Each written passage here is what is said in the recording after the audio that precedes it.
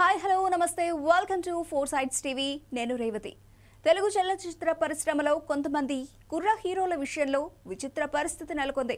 వాళ్ళ దురదృష్టమో లేక వాళ్ళు ఎంచుకునే కథల విషయంలో జరుగుతున్న పొరపాటో తెలియదు కానీ గత 4 ఏళ్లుగా వాళ్ళ ఖాతాలో ఒక్కటంటే ఒక్క హిట్ కూడా లేకుండా పోయింది. దీంతో ఇప్పుడు వారి నుంచి విడుదలకు సిద్ధంగా ఉన్న సినిమాలపై ఆ ప్రభావం కనిపిస్తోంది. ఇంతకీ ఇంత దారుణ పరిస్థితిని ఎదుర్కొంటోన్న ఆ యంగ్ హీరోస్ ఎవరో ఇప్పుడు ఒక లుక్ వేద్దాం. ఆ కుర్ర హీరోలకు 4 ఏళ్లుగా ఒక్క హిట్ లేదు.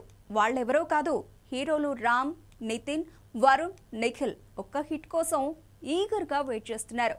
అటు మెగా హీరోలు కూడా ఒక్క హిట్ ప్లీజ్ అంటున్నారు. అసలు ఏమైంది?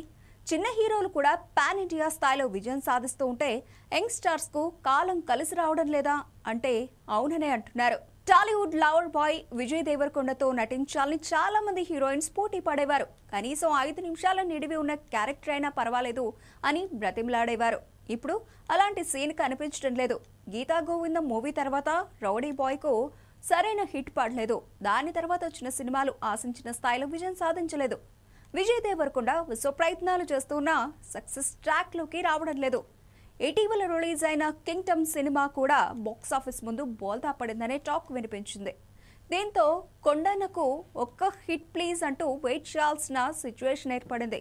ఇక మెగా హీరోల పరిస్థితి కూడా సేమ్ అనే చెప్పాలి. Global star Ram Charan RRR తర్వాత ఆచార్య గేమ్ చేంజర్లతో డిజాస్టర్స్ అందుకున్నారు.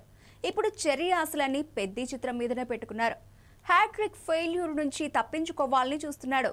మెగా ప్రిన్స్ వరుణ్ తేజ్ కూడా ఒక్క హిట్ కోసం వెయిట్ చేస్తున్నాడు.